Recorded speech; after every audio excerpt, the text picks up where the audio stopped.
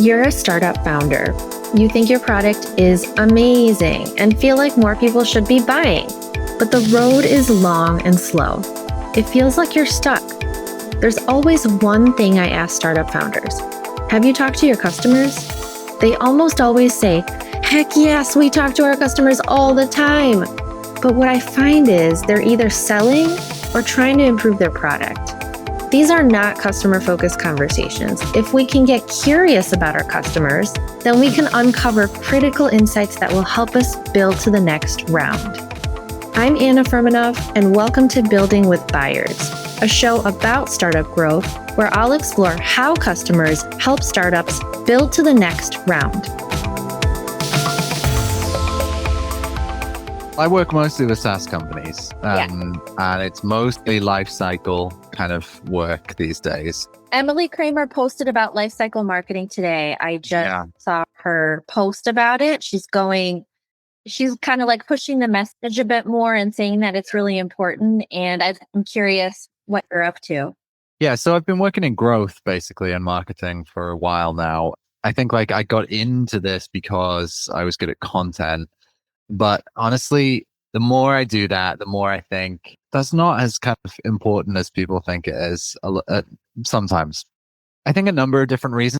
Partially the function of content is just not the perception of what I think is valuable content is content that mostly helps a user to understand how they could solve their problem when it comes to SaaS anyway. But the kind of the challenge there is that there's tension between search volume and the kind of top of funnel metrics really that are not like actually super meaningful for most people who I work with. Probably that's less so now, right? With AI tools kind of giving you the answer. You don't need the top of funnel blog post. Well, I think like the nuance for me in that respect is that like actually the reason that those companies are often struggling to catch up is that they focused on stuff like effectively appeasing search engine, right? Yeah. They wrote content for search, not for people searching. And so what I'm kind of seeing is that's a challenge now that people are trying to play catch up. But in any case, with all of the chaos of kind of acquisition at the moment, the most reliable gains that I think, I've seen in the last couple of years, working in-house at Podia and as a consultant as well, come from, well, like what have you already got in your kind of life cycle? So post acquisition probably. So when somebody signs up for your product, are they actually converting into paid users, or are they just kind of like going through the onboarding sequence that you've got in place and then just dying? That kind of stuff. Even when those people are like, effectively dead prospects, they're stuck in this limbo of like, I was interested once and I might be again, but I can't remember who you are. That is where I'm finding a lot of the benefit of actually sending email to people.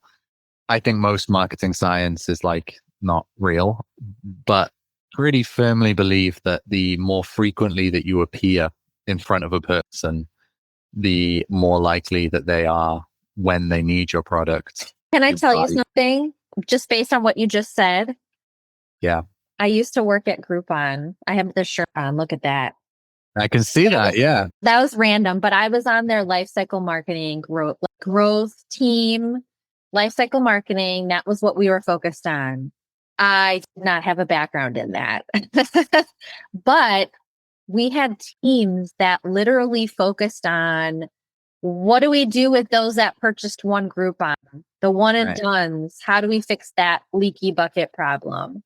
What do we do with our most valuable customers? Because they're the ones that pour money into Groupon, and how can we leverage that and create a separate life cycle for them? So it's like segmenting out specific people and but that's B2C. But I think that what you're saying is very relevant in the B2B world too. Yeah, definitely. I mean, I imagine it was absolutely so complex at Groupon, but the reality for like most it makes sense. Like I came out of it just like, what the heck was that? And then getting all the different channel teams aligned, like what about ads? What about SEO? What about, right? Like we were a small team figuring out lifecycle marketing, but we had no we did not manage these channel teams. They had their own bosses. How do you get everybody on the same page? It was awful. Anyways, go ahead. So I tend to work with SaaS companies before they hit $10 million of revenue. And so the 80-20 action for those people is simply email more. Groupon sent 4 emails a day. And at first I was like, what the hell is going on here? Why are you sending? Nobody wants those emails. But guess what? When you stop sending 4, your sales go down. Yeah, of course. And that's the science, isn't it? You know, the kind of the loose connection with like loose category buyers effectively those are the things that require you to be there in front of them, like over and over again. They're not loyal buyers, just people buying at some point.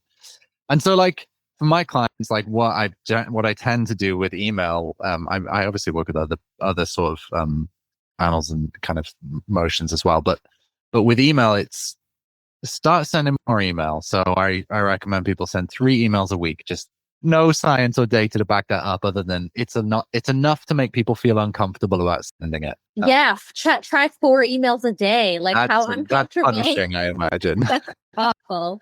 I was like, how can I work at a company that sends so much spam? My question to you is, like, Groupon was B2C. It made sense because like they had to keep buying. They had to keep purchasing a Groupon deal. For SaaS companies, aren't most of your clients like on subscription? So like you just buy and then you're good for the next whatever it is. Maybe you are. But maybe you're not using it, right? Right.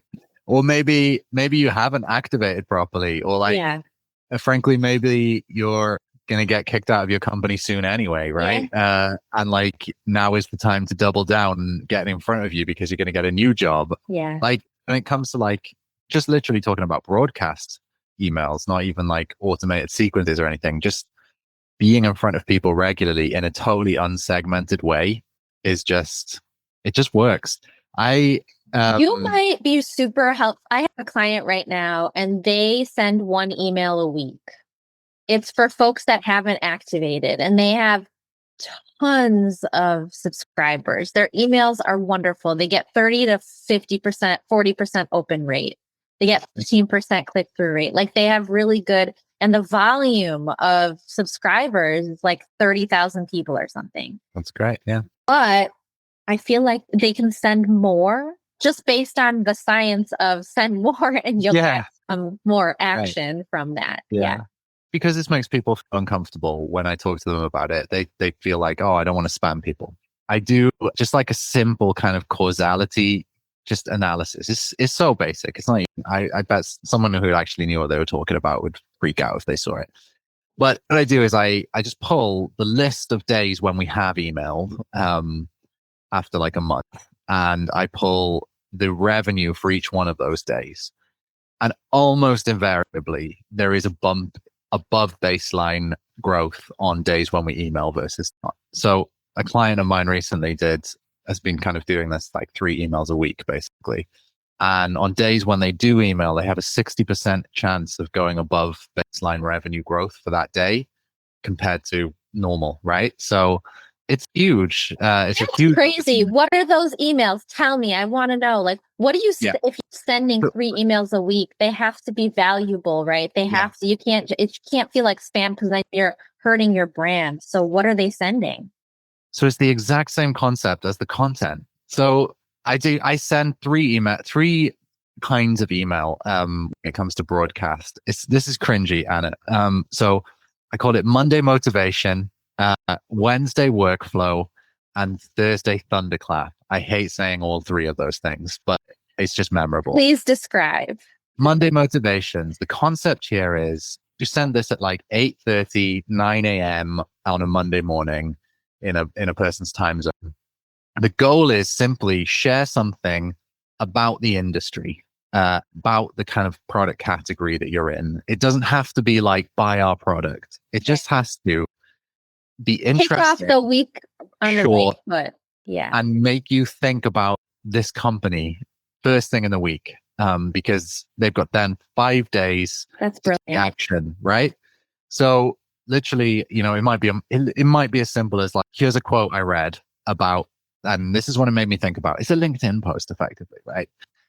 And then the Wednesday workflow is basically answering the question, how could I, on this Wednesday afternoon, use this product in a meaningful way? Mm-hmm. So this is a chance to re-announce features, but show them in a practical way. Mm-hmm. Here's this use case for this feature we just like announced once and then no one ever picked up on. Here is a really cool way that somebody is using the product. Here is, whatever. Here's how you could solve your specific miniature problem this week. So there's that. That's more like product marketing. And then Thursday Thunderclap is literally sharing a customer story or something about your customer. So, gosh, I love this so much. I hate good, you. right? It's good. Hey, it's Anna, host of Building with Buyers. I started the show because I found that customers play such an important role in business growth, but they're often overlooked. We're so focused on net new. But the thing that makes you unique is not your product. There are so many companies solving the same problem, and they have customers too. The thing that makes you unique is your superfan customers. That's your moat. Most positioning and messaging is guesswork. I'm a customer insights and strategy advisor, and I help my clients by interviewing their customer superfans and translating those insights into clear and compelling positioning and messaging that specific people care about. So you get deeper engagement with customers and prospects, increased inbound to demos, better sales conversations, increased word of mouth, and closed deals. If you're done guessing, stumbling along, and want to be more customer obsessed, reach out. I'd love to help. And now, back to the episode. So basically on the Thursday, you're saying like, hey, I just heard from this customer. They have done this thing, this achievement or whatever, using the product. Yeah. Here's why I love this and how you can do the same thing. And then people are like, oh, I might know that person if it's a small enough industry, firstly, like, wow, that's great. Or even if it's literally a person in the abstract because you can't name them because it's B2B. They put themselves in the shoes of this email and they're like, wow, that could be me. Have you created this as like a framework yet? Have you gone public with this information? Is this something that's like, not yet. Okay. No, I think that it's so simple and you're already experiencing like positive result from it. Yeah, for sure. What about unsubscribes? How are those? Firstly, I don't care. You don't care. No, I don't even think about it. Yeah. I care when I email my own list, but for clients, I think like, hang on, you're not trying to like grow an audience. Right. What you're trying to do is sell software. You're trying to get people to be active this week. So do you really care about the unsubscribe?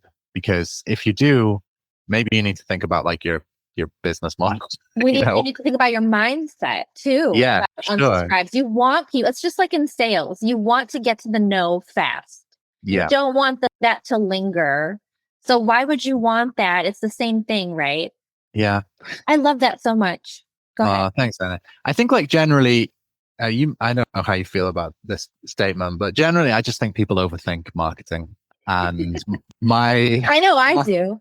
My personal approach is like, I don't want to be the smart guy. I just want to be the guy who's like, let's try and like strip away all this complexity stuff. Yeah, and like, I love that too. Yeah, and just like go straight to the point.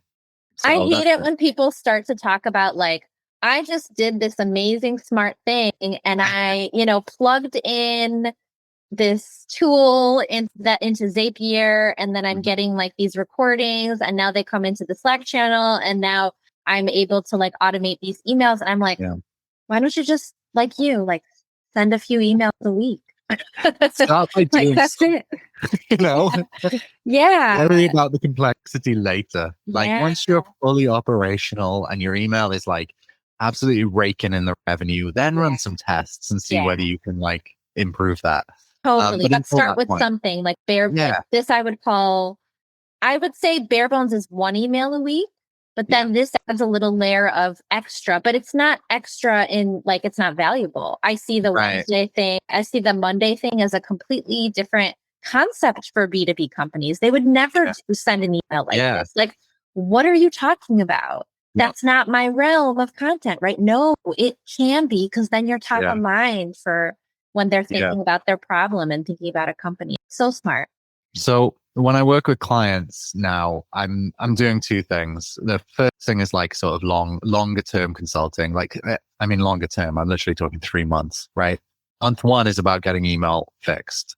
Month two is about kind of making sure that people have some kind of way to move people along the pipeline. And that usually for my kind of work, it means like fixing a lead magnet that they already have, to make sure that like it performs, it moves people meaningfully to the next stage of awareness. Yeah.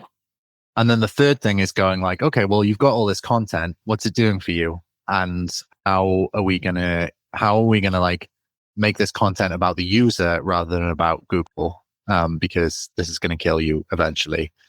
So that's like what I do. But then the other part of that, that thing that I'm offering right now, is I'm looking at building like effectively an email and lifecycle sprint. And the concept there is for like companies who have never really done this before, or like it's just not a priority for their in-house team.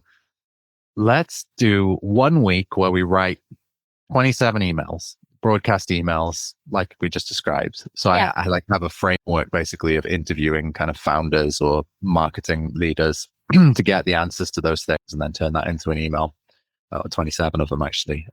And then like, let's pick 3 of the most meaningful lifecycle sequences, and we'll just write those lifecycle sequences in 3 weeks. Like that, it'll be a sprint. It's one and done effectively. And then you can move on with your life, because those will start performing for you.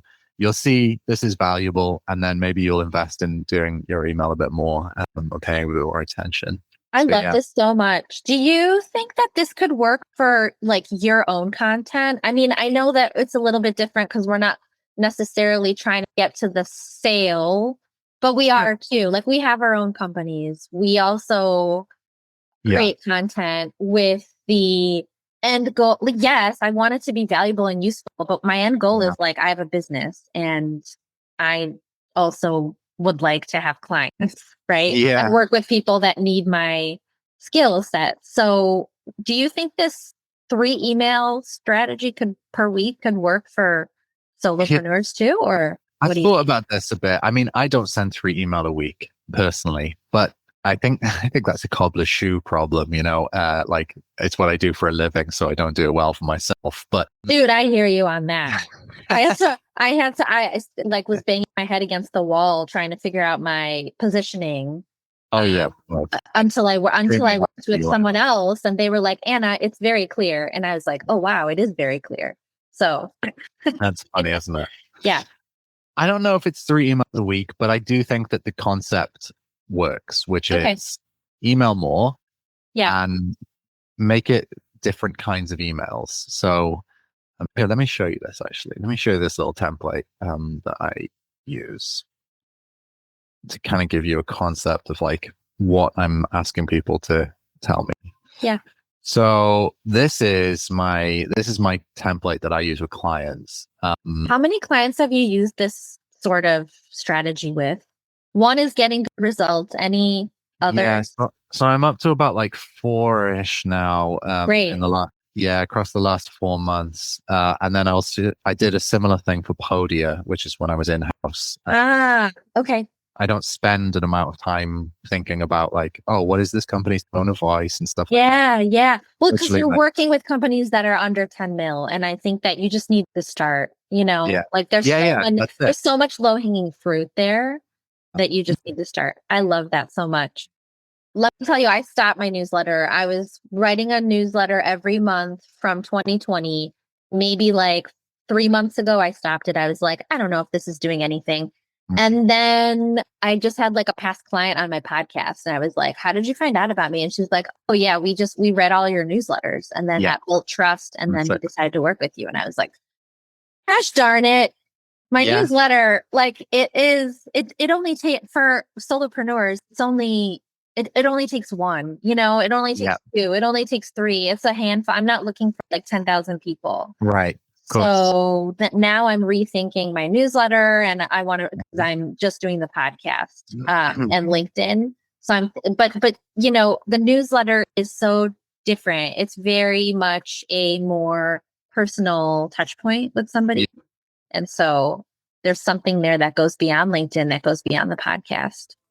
That's really helpful. This was like really to the point and super helpful in a short period of time. Thanks, Marc. Nice one. Lovely to speak. Nice talking to you. All right. Okay. Bye. Thanks for listening to this episode of Building with Buyers. New episodes drop weekly, so make sure you're following wherever you get your podcasts. You can find me on LinkedIn, Anna Furmanov. Visit my website to learn more about how to turn customer insights into positioning and messaging your buyers will understand. FurmanovMarketing.com. And don't forget to leave a review if you're loving the show.